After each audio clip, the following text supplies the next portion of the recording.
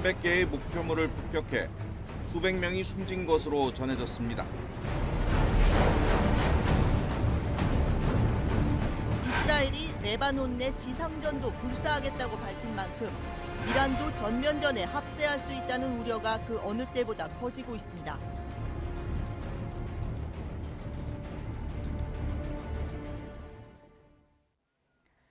네, 헤즈볼라를 겨냥한 이스라엘 공습으로 레바논 전역이 하루 사이 불바다가 됐습니다. 민간인을 포함한 사상자만 1,000명이 넘는 것으로 알려졌는데요. 헤즈볼라와의 전면전 위기가 고조되고 있습니다.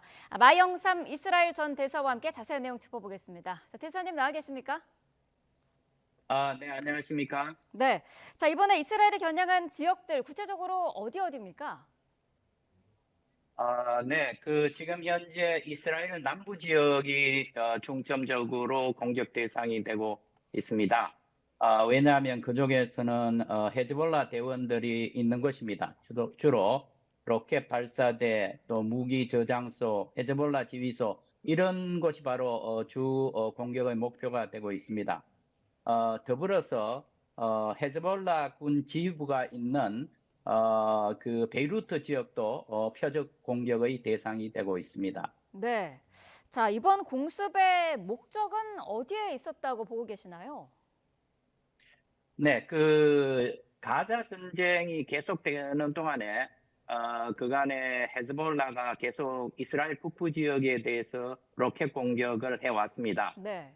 그래서 지금 현재 이스라엘 북부 지역에 있는 그 이스라엘 주민 약 10만 명이 남쪽으로 이제 대피한 상태입니다. 장기간이죠. 그래서 이스라엘 정부에서는 주민들이 자기 집으로 복귀하라는 그런 목표를 세웠고, 그걸 위해서는 모든 수단과 방법을 가리지 않겠다라고 그렇게 공언을 해왔습니다. 네. 그리고 또 한 가지는 헤즈볼라는 지금 하마스보다도 군대 규모가 크고 또 로켓 미사일 이런 것이 한 15만 기 정도 보유하고 있다고 알려지고 있습니다. 그래서 이번 기회에 이스라엘은 헤즈볼라의 무장력을 현저하게 위축시켜 보겠다는 그런 목표도 가지고 있습니다. 네. 자, 사상자가 많이 나왔고요. 민간인들도 상당수가 포함이 됐다고 합니다. 공습 지역에 민가가 다수 있는 것으로 알려져 있는데 왜 이 지역을 선택한 걸까요? 네, 보도에 보면은 지금 현재 희생자 어제 하루만 하더라도 약 500명 정도가 사망을 했고 1,600명 정도가 부상을 입었다고 합니다. 아마 이거 1990년대 그 내전 이래 가장 큰 이제 희생자라고 보는데요. 네. 당연히 그러다 보니까 민간인이 다수 포함되어 있습니다. 이스라엘 측에서 이미 사진을 많이 공개했는데요. 주택 안에 로켓, 미사일을 은닉해 놓고 있는 그런 상황입니다. 즉 민간인을 인간 방패로 사용하고 있다라고 그래 이스라엘 측에서 주장을 하고 있습니다. 네. 자, 지금 피난 행령도 길게 이어지고 있는 그런 상황인데 이스라엘이 레바논 주민들에게 대피하라라는 메시지도 보냈다고 하는데요. 추가 공습 가능성도 그러면 충분히 있다고 보시나요? 네, 이스라엘 측에서 방송을 통해서 또는 전화를 통해서 약 1km, 지금 그 무기가 있는 지역으로부터 약 1km 정도 이상 빨리 피신을 하라고 그렇게 공고를 했습니다. 네. 그 말은 만약의 경우 이스라엘 측에서 필요하다고 생각을 하면은 그 목표를 달성할 때까지 계속 공격하겠다는 의지로 해석해야 될 것 같습니다. 그렇군요. 자, 네타냐후 이스라엘 총리는 힘의 균형을 바꾸겠다라는 공언까지 지금 한 상태입니다. 지상군 투입 전망까지 나오고 있는데 어떻게 보시나요? 네, 이미 이스라엘 측에서는 그 가자 지역에 있던 98사단을 북부 지금 국경 지역으로 이미 이동을 시켜 놓았습니다. 네. 그래서 지상군 투입 준비를 마쳤다는 얘기죠. 그렇지만은 지상군을 투입하는 경우에 이스라엘로서도 매우 어려운 결정을 해야 될 겁니다. 왜냐하면은 아마 그렇게 되는 경우 이스라엘 군의 희생자가 매우 많이 늘어날 것입니다. 네. 따라서 당장 투입하기보다는 상황을 지켜볼 것인데 그 말은 만약에 헤즈볼라 측에서 미사일 공격을 하는데 이스라엘 중부 지역이나 또는 인구 밀집 지역으로 공격을 한다면 그때는 지상군 투입도 불사하겠다. 이런 식으로 해석하는 것이 타당할 것 같습니다. 네. 지금 이란 측은 이번 공습이 자신들을 끌어들이기 위한 덫이다. 이렇게 지금 말하고 있습니다. 이전에도 이와 비슷한 발언들을 해왔는데 어떤 배경이었을까요? 네, 가자 전쟁 초기부터 그 저항의 축이라고 해서 하마스, 헤즈볼라, 후티 반군, 시리아, 이라크, 그리고 이란, 이 이제 저항의 축에서 계속 개입을 해 왔었습니다. 네.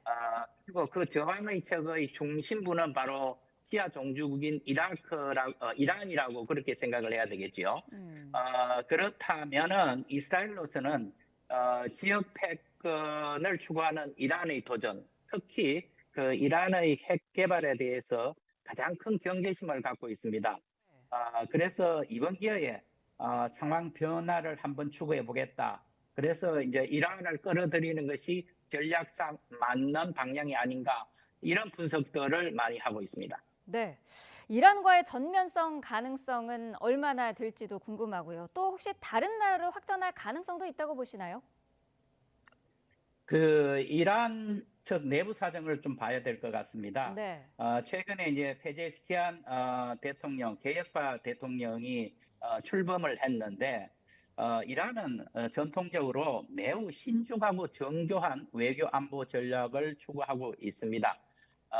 그 페제시키안 대통령이 그저께 기자회견에서도 밝혔습니다마는 미국과의 화해, 대화 그리고 핵 협정을 복원하겠다 이러한 얘기를 하고 있습니다. 네. 왜냐하면은 지금 장기간의 그 경제 제조리에서 이란의 경제 사정이 매우 좋지 않습니다. 마이너스 성장을 하고 있고 연간 40% 이상의 인플레가 지금 계속되고 있습니다. 따라서 국민들의 그 반발이 굉장히 심각한데 여기에 대해서 이란의 신정부가 관심을 가지고 있고 그래서 미국하고의 협정 복원을 위한 지금 현재 대화를 추구하고 있기 때문에 이란이 그렇게 쉽사리 참전할 것으로는 예상되지 않습니다. 네, 그렇군요. 자, 이런 가운데 지금 미국은 충돌을 막겠다면서 병력을 추가로 파병하기로 했습니다. 이 부분에 대해서 이란이 비난하고 있는 그런 상황인데 억제 효과가 어느 정도 있을 것으로 보시나요? 네, 지금 현재 미국은 이 지역에 약 4만 명 정도를 이미 파견해 놓고 있습니다. 네.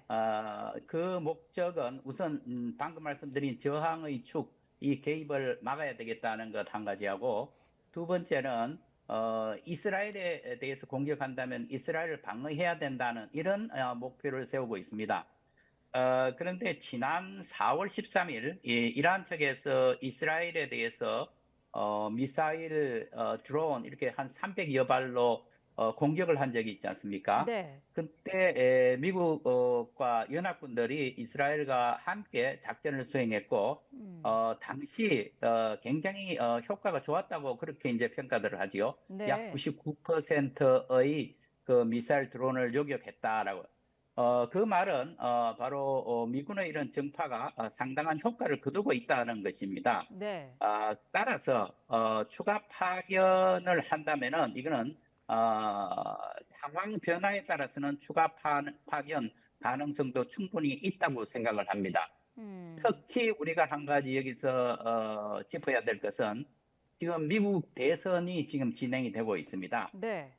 이 대선에 미칠 이 중동 정세가 굉장히 큰 영향을 미치는데 따라서 미국으로서는 바이든 행정부로서는 필요하다면 추가 파병할 가능성이 있다고 보여집니다. 네.